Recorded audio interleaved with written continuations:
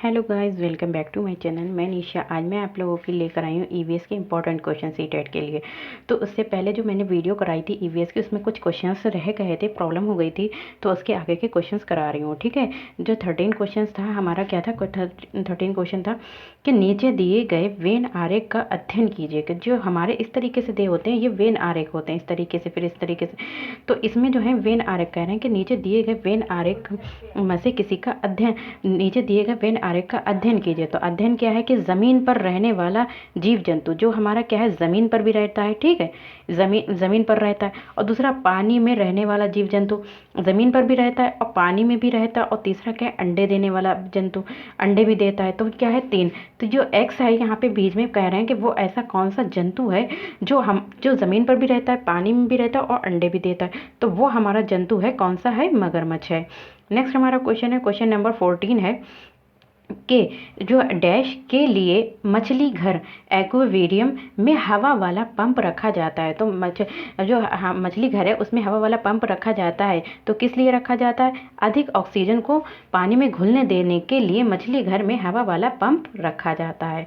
Next हमारा question है, question number 15 है, जब एक मछली को पहले से उबले लेकिन कमरे के तापमान पर ठंडे किए गए पानी से भरे एक्वेरियम में डाला जाता है तो वो मर जाती है। ऐसा इसलिए होता है क्योंकि मछली घर यानी एक्वेरियम का पानी जो होता है, क्या होता है, खनिज रहित होता है। इसमें क्या कह रहे हैं कि जब एक मछली जो होती है, मछली पहले हमने पानी को उबाल लिया, ठीक है, पानी को उबाल कर ठंडा कर लिया उसको टेम्परेचर के, कमरे के टेम्परेचर में।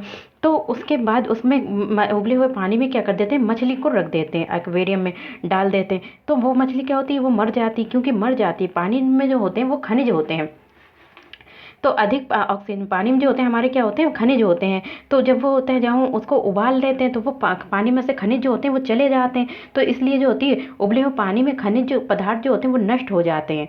तो जब भी जो होती है मछली क्या होती है, मर जाती है। नेक्स्ट हमारा क्वेश्चन है, क्वेश्चन नंबर 15 तो हो गया है। क्वेश्चन नंबर 16, क्या निम्नलिखित में से कौन सा चांद की सतह की विशेषताओं के बारे में सबसे अच्छा वर्णन है? चांद की सतह यानी कि हमारा मून है, मून के बारे में बता रहे हैं, उनकी सतह की विशेषताओं के बारे में सबसे अच्छा वर्णन है। तो क्या है हमारी चांद की विशेषताओं के बारे में कि यहाँ जो है चांद पे क्या है, पानी नहीं है, जो पानी है वो नहीं है, गहरे गड्ढे हैं। क्या है, गहरे गड्ढे हैं और ऊंचे पहाड़ हैं चांद पर। नेक्स्ट हमारा क्वेश्चन है, क्वेश्चन नंबर 17 है, आरती एक पोस्टर पर एक बीमारी की रोकथाम से संबंधित, आरती लड़की है, ठीक है, एक आरती है, तो वो क्या करती है, एक पोस्टर पर एक बीमारी की रोकथाम से संबंधित निम्नलिखित सावधानियां पढ़ती है। क्या क्या सावधानियां लिखी हैं कि अपने आसपास पानी ना जमा होने दें। नेक्स्ट है हमारा कि पानी के बर्तनों, कूलरों और टंकियों को साफ रखें, स्वच्छ रखें। यदि कुछ जगह पर पानी इकट्ठा हो जाता है, तेल का छिड़काव कर दें। स्वयं के बचाव के लिए जाली का प्रयोग करें। तो वो काय के लिए ये सब कर रही है, उसने ये सब पढ़ा है, तो वो कौन सी बीमारियों से बचने के लिए बता रही, तो क्या है, डेंगू और जापानी मस्तिष्क से।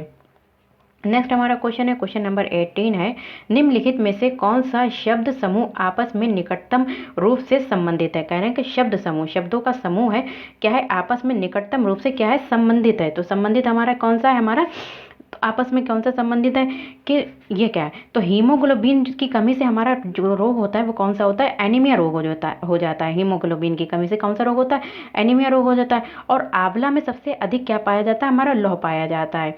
ठीक है। नेक्स्ट हमारा क्वेश्चन है, क्वेश्चन नंबर 19 है कि अभिभावक शिक्षक, जो पेरेंट्स टीचर मीटिंग होती है, अभिभावक और शिक्षक जो होते हैं, पीटीएम है, तो मैं कह रहे हैं कि पेरेंट्स और टीचर जो होते हैं अंतःक्रिया को संबंध कराने का मुख्य उद्देश्य क्यों है? जब पेरेंट्स को और टीचर्स को जो आपस में मिलते हैं, बातचीत करते हैं, तो उसका मेन ऑब्जेक्टिव क्या है, क्यों हम उनको, पेरेंट्स और टीचर को मिलाकर हम उनसे अंतःक्रिया करवाते हैं? उसका क्या होता है, इससे ये होता है कि हमारा पुनर्बलन और सुधार के लिए बच्चों की योग्यताओं और कमजोरियों के बारे में चर्चा करना। तो इससे जो होता है पता चलता है कि पुनर्बलन और सुधार, तो टीचर जो होते हैं अपने बच्चे के बारे में शिक्षक को बताते हैं, शिक्षक टीचर को उनके बच्चों के बारे में, माता पिता को बताते हैं, तो उनकी कमजोरियों के बारे में चर्चा करना, यही इसका उद्देश्य है। नेक्स्ट हमारा क्वेश्चन है, क्वेश्चन नंबर 21 है, 20 वन आ गया है। कक्षा 5 के विद्यार्थियों को घर्षण प्रकरण पढ़ाते समय, कक्षा 5 के विद्यार्थी उनको क्या पढ़ा रहे हैं? घर्षण प्रकरण पढ़ाते समय शिक्षिका ये समझाने के लिए अनेक उदाहरण देती है कि घर्षण हमारे लिए कई तरीकों से उपयोगी है। घर्षण जो है वो क्या है? हमारे लिए कई तरीकों से उपयोगी है। उनके द्वारा दिए गए निम्नलिखित उदाहरणों में से कौन सा गलत है? तो गलत कौन सा है? हमारा ये वाला गलत है। ऊर्ध्वाधर रूप से फेंकी गई वस्तुएं घर्षण के कारण हमेशा हमारे पास ही आ जाती हैं। जब हम वस्तुओं को ऊपर की ओर फेंकते हैं तो वो वस्तुएं नीचे ही लौटकर क्या आ जाती हैं? नीचे वापस आ जाती हैं। तो यही एक गलत कथन है जो हमें बताना है। बाकी हमारे क्या है? सही है कथन कि हमारे जब हम पैरों से जूते ज़मीन पर चलते हैं तब भी घर्षण होता है, ठीक है, आवाज़ होती है, घर्षण होता है। ब्रेक लगाते हैं तब भी घर्षण होता है। और तीसरा हम जब पेन से लिखते हैं नोक से तब भी हमारा घर्षण होता है। तो इसमें गलत कथन क्या है हमारा? ये है। नेक्स्ट हमारा क्वेश्चन है क्वेश्चन नंबर 22। सभी बड़े शहर सड़कों पर भारी संख्या में वाहन के कारण प्रदूषण की समस्या का सामना कर रहे हैं। तो बड़े बड़े शहर हैं, वहाँ पर बहुत ही ज़्यादा वाहन है, जिसके कारण जो है हमारी काय की समस्या हो रही, प्रदूषण की समस्या हो रही, पर्यावरण प्रदूषण की समस्या का सामना कर रहे हैं। तो पर्यावरण संरक्षण के लिए क्या शहर के लोग व्यक्तिगत रूप से उन्हें जो है डैश के माध्यम से अपना सहयोग दे सकते हैं? किस माध्यम से दे सकते हैं? आने जाने के लिए सर्वाधिक यातायात व्यवस्था का प्रयोग करने के माध्यम से अपना सहयोग दे सकते हैं। नेक्स्ट हमारा क्वेश्चन है क्वेश्चन नंबर 23 है कि कक्षा 5 का समीर अक्सर समय पर पर्यावरण अध्ययन की शिक्षिका के पास दत्त कार्य जमा नहीं करता। तो क्या है? कक्षा 5 का बच्चा है, ठीक, समीर जिसका नाम है, वो क्या करता है? पर्यावरण में जो भी मैम जो होती हैं उसकी अध्ययन करने की शिक्षिका दत्त कार्य जमा करने के लिए कहती हैं। तो वो क्या होता है? उनको टाइम पे जो है दत्त कार्य नहीं देता है। तो इससे निपटने का सर्वोत्तम सुधारात्मक उपाय हो सकता है। तो उसे क्या होता है? तो हम बच्चे से क्या करेंगे? बच्चे को मारना तोड़ना तो है ही नहीं, तो उसको क्या करेंगे? हम अनियमितता जो मतलब वो चीज़ें ये कर रहे हैं, अनियमितता का कारण का पता करें कि तुम ऐसा क्यों कर रहे हो, ऐसा तुम्हें कहाँ पे प्रॉब्लम आ रही है, ऐसा क्या है। और समीर को हम परामर्श देंगे। क्या देंगे? परामर्श देना। नेक्स्ट हमारा क्वेश्चन है क्वेश्चन नंबर 24 है वायु जो हवा है, तो वायु जो है वो क्या है? हर जगह है, वायु हर जगह है। प्रकरण मतलब टॉपिक पढ़ाते समय एक शिक्षक विद्यार्थियों से निम्नलिखित प्रश्न पूछता है। तो वायु प्रकरण पढ़ा रहे हैं, टॉपिक पढ़ा रहे हैं, उससे के बाद जो प्रश्न पूछता है, शिक्षक पूछता है, पूछता है क्या मृदा में वायु है? तो बच्चे इस पर जो है सोचने लगते हैं। क्या पानी के अंदर वायु है? क्या हमारे शरीर में वायु है? क्या हमारी हड्डियों में वायु है? तो ये सब चीज़ें क्या है? उसमें बच्चे क्या करते हैं? अवलोकन कौशल। शिक्षक शिक्षार्थियों निम्नलिखित में से कौन सा कौशल विकसित करने का प्रयास कर रहा है? ऐसी कौन सी स्किल को डेवलपमेंट करना चाह रहा है? तो वो कौन सी स्किल करना चाह रहा है? अवलोकन कौशल को। नेक्स्ट हमारा क्वेश्चन है क्वेश्चन नंबर 25 है एक कक्षा में औसत से कम वाले 4 विद्यार्थी हैं। मान लीजिए कि एक नॉर्मल विद्यार्थी हैं, बाकी सारे नॉर्मल विद्यार्थी हैं, और औसत से कम जो नॉर्मल है, एवरेज है, उनसे कम 4 विद्यार्थी हैं जो मतलब किसी भी चीज़ से डिसेबिलिटी है या कुछ भी हो, उनका जो है कक्षा औसत से कम है। उन्हें अन्य विद्यार्थियों के समान लाने के लिए हम चाहते हैं कि जो हमारे पिछड़े हुए बच्चे हैं तो उनको भी सामान्य विद्यार्थियों के साथ लेकर आएँ। तो निम्नलिखित में से कौन सा व्यू संरचना सबसे प्रभावी होगी? तो कौन सी सबसे व्यू रचना प्रभावी होगी? तो उनके अधिगम के कमज़ोर क्षेत्रों की, जो बच्चे जो हैं वो जो हमारे सामान्य बच्चों से थोड़े पिछड़े हुए हैं, तो हम उनके क्या करेंगे? उनके अधिगम के कमज़ोर क्षेत्रों की पहचान करें कि जो उनको लर्निंग नहीं कर पा रहे हैं, जो सामान्य बच्चों के साथ नहीं आ पा रहे हैं, ऐसी उनमें कमज़ोरी क्या है? तो उनके कमज़ोर क्षेत्रों की पहचान करेंगे और उनके अनुसार सुधारात्मक उपाय उपलब्ध कराना। नेक्स्ट हमारा क्वेश्चन है क्वेश्चन नंबर 26 है कि एक संतुलित प्रश्न पत्र बनाने के लिए एक ठीक ठाक और एक प्रॉपर प्रश्न पत्र बनाने के लिए निम्नलिखित चरणों के क्रम में से कौन सा सही तरीका है? तो कौन सा सही तरीका हमारा आ जाएगा? डी, डिज़ाइन तैयार करना। सबसे पहले तो हम कोई भी चीज़ को तैयार करते हैं या हम पढ़ाने से पहले भी हमें योजना बनानी पड़ती है।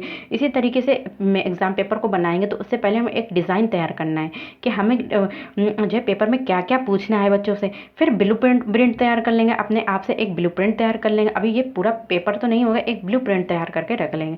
फिर प्रश्न लिखना उनका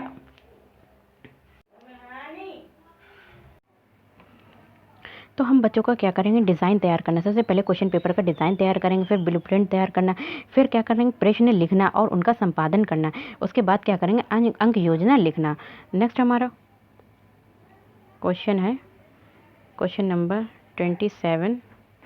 क्वेश्चन नंबर 27 है हमारा। एक कक्षा के अनुभाग ए, यानी कि एक सेक्शन, कक्षा के 2 सेक्शन है, ठीक है, ए और बी है मान लीजिए। तो एक को हम पेट्रोलियम और कोयले के भंडारों में रिक्तीकरण प्रकरण टॉपिक जो पढ़ा रहे हैं उसको हम क्या पढ़ा रहे हैं, सिर्फ दृश्य मल्टीमीडिया से पढ़ा रहे हैं, मल्टीमीडिया कैप्सूल का प्रयोग करके पढ़ा रहे हैं। जबकि दूसरा जो अनुभाग है उनको ग्रीन बोर्ड पर आरेख बनाते हुए पढ़ा रहे हैं। तो 2 सेक्शन है, 2 को अलग अलग तरीके से पढ़ा रहे हैं। तो कह रहे हैं कि दिया गया, बाद में ये पाया गया कि अनुभाग ए के विद्यार्थियों ने बेहतर सीमा तक प्रकरण को समझ लिया।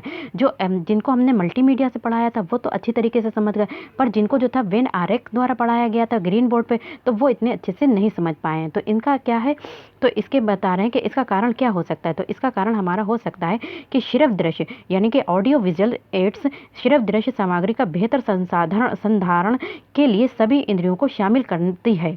तो सिर्फ दृश्य अगर सामग्री से पढ़ाते हैं तो बच्चे उसको अच्छे से, ऑडियो विजुअल एड से पढ़ाते हैं तो बच्चे उसको अच्छे से समझ लेते हैं। नेक्स्ट हमारा क्वेश्चन है, क्वेश्चन नंबर 28 है कि कक्षा में पोषण प्रकरण का परिचय अधिक प्रभावी तरीके से देने के लिए क्या पढ़ा रहे हैं, पोषण, न्यूट्रिशन। जो कक्षा में पोषण प्रकरण को पढ़ाने का परिचय अधिक प्रभावी तरीके से देने के लिए एक शिक्षक को क्या करना चाहिए, एक शिक्षक क्या करे, विद्यार्थियों को अपने टिफिन बॉक्स खोलने और उनमें जो भी भोजन लाए हैं उनको देखने के लिए कहना चाहिए तथा बाद में शिक्षक को व्याख्या करनी चाहिए। नेक्स्ट हमारा क्वेश्चन है, क्वेश्चन नंबर 29 है शामिल, कह रहे हैं कि शामिल करना, यानी कि शामिल करना, इंगेज, खोजबीन करना, शामिल करना, इंगेज करना, व्याख्या करना, विस्तार करना, मूल्यांकन करना।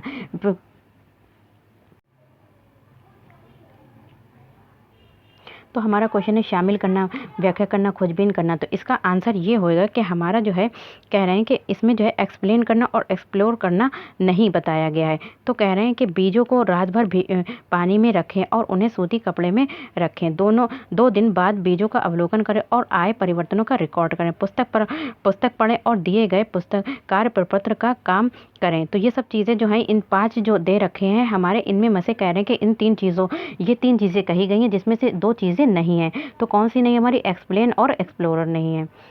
नेक्स्ट हमारा क्वेश्चन है, नेक्स्ट हमारा क्वेश्चन है, क्वेश्चन नंबर 30 है। कह रहे हैं कि भारत में समृद्ध वनस्पति और प्राणी जात के बारे में पढ़ाने के बाद, बच्चों को इन सब चीज़ों के बारे में पढ़ाने के बाद विद्यालय द्वारा प्राथमिक कक्षाओं के विद्यार्थियों को रणथंभौर राष्ट्रीय उद्यान का क्या कहा गया, ले जाया जाता है। तो ये डैश में विद्यार्थियों की सहायता करेगा। तो ये किसमें विद्यार्थियों की सहायता करेगा, पहले उनको प्रकरण पढ़ा दे, फिर उनको वहाँ पर ले जाया गया। तो ये क्या करता है, कक्षीय अधिगम की वास्तविक जीवन स्थितियों के साथ जोड़ने में सहायता करता है। तो अगर आप लोगों को मेरी ये वीडियो पसंद आए तो like, share, subscribe my channel. Thank you, have a nice day. आप लोग अच्छे से प्रिपरेशन कीजिए ताकि आप लोगों को अच्छे से मार्क्स आए। Thank you, have a nice day.